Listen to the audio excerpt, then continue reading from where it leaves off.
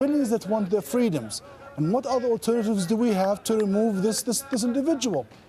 That's it. I'd like to get your thoughts. Play with what the... Go ahead, please. Indeed. I'd like to get your thoughts on the potential of civil war. The thing about Libya is there are certain tribal differences and regional differences that come into play. How concerned are you that this could disintegrate into a civil war, as many people are worried about? Please understand, Libya, even before Gaddafi, when Gaddafi came to power, there was a state with laws, regulations, social security system, medical health system. Gaddafi kept the system. It just didn't work very well under him.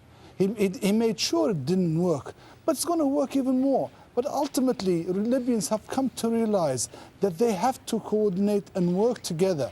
I've always said that Libya has tribes, but it is not a tribal society. Libya has Muslims, but it is not an Islamic state. It never was, it never has been, and it will never be.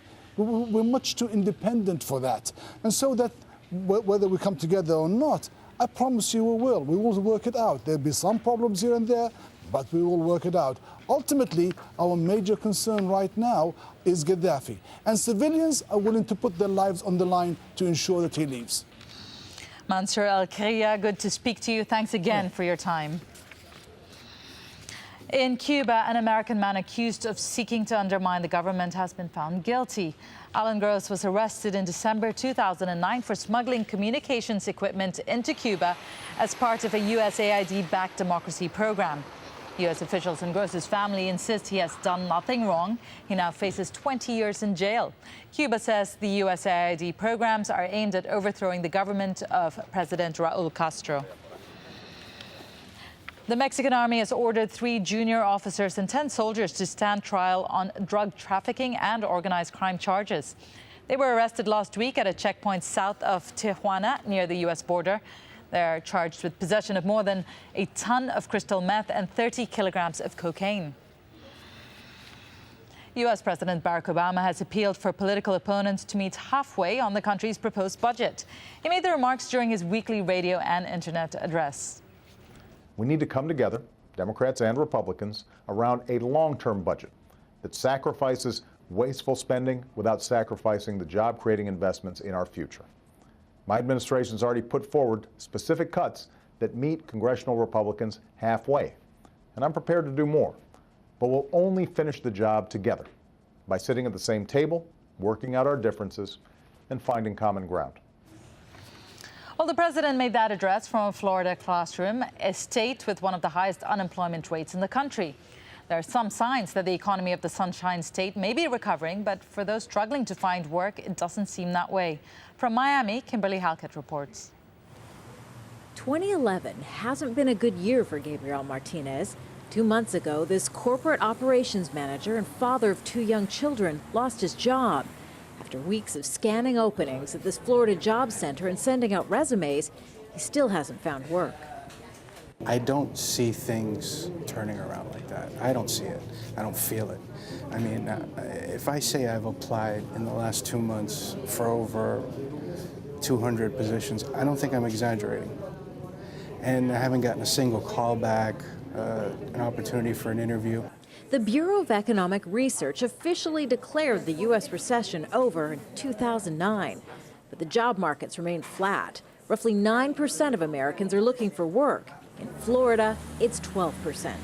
Only California and Nevada fare worse. Currently, more than 1 million Floridians are unemployed. But after years of dismal financial forecasts, economists are once again optimistic.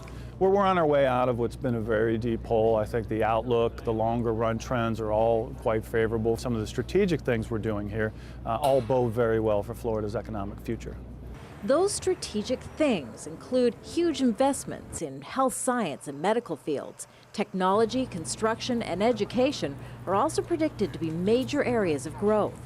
Forecasters predict Florida's now on track to create more jobs over the next 5 years than any other state in the country. This biotech park in downtown Miami is just one sign things are getting better. It's being built to house life sciences and technology companies moving to Florida to take advantage of the large labor pool and rock-bottom real estate. It will not even be open until June. but it's already half full. Florida also stands to gain from a boom in trade with its southern neighbors. As more and more financial companies move in, this Miami Strip is quickly becoming the Wall Street of the South. Okay, this is very good to you because I know that you are very stable in your life. But for Martinez, Florida's rosy outlook is of little help. He needs a job now. You know, at this point, I'll take whatever I can get. Martinez says he's cautiously optimistic he'll be able to find work soon, now that his state is finally back on track and poised for growth for the first time in years. Kimberly Helkett, AlJazeera, Miami. Staying in the U.S., the 3-week standoff between Wisconsin's Republican governor and state employees has led to a sharp drop in his popularity. A new opinion poll shows 57% of Wisconsin residents disapprove of the job that Governor Scott Walker is doing. On Friday, he issued a letter of intent to lay off hundreds of public workers. The governor says the cuts are needed to ease the state's $137 billion budget shortfall.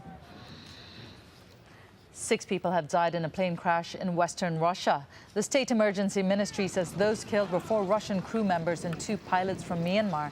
The Antonov An-148 was in a training flight when it came down near Belgorod province, that's 600 kilometers south of Moscow. No official information has been given on the cause, but one witness said the aircraft was missing a wing in the moments before the crash.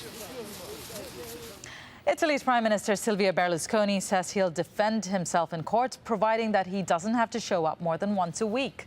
Berlusconi is accused of fraud and embezzlement over the acquisition of television rights for his Mediaset empire. He faces a separate trial in April on charges that he paid for sex with an underage nightclub dancer. Berlusconi denies all accusations. Europe's socialist leaders are proposing a new plan to strengthen the Eurozone economy. They're demanding the European Council provide better terms for Ireland and Greece's bailouts. They say more support has to be given to countries in financial difficulty. Russia's Orthodox Church has stirred controversy by calling for a national dress code. A senior cleric in the Russian church claimed that a Russian woman wearing revealing clothes encourages sexual assault. Neve Barker reports from Moscow. Socialite Lena Nelidova takes us on a tour of her wardrobe. It may be minus 20 outside, but like many Russian women, it hasn't dulled her love for skimpy clothes. I don't like clothes that reveal everything, but I do like clothes that cover just a little bit. But it's precisely shows of flesh like this, championed by Russian high society and the fashion industry, that the Russian Orthodox Church have real problems with. They want Russians to think long and hard about the social impact of their dress decisions.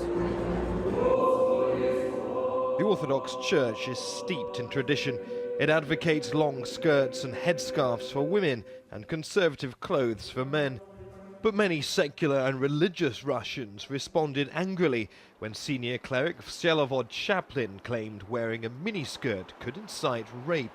If a woman provokes people to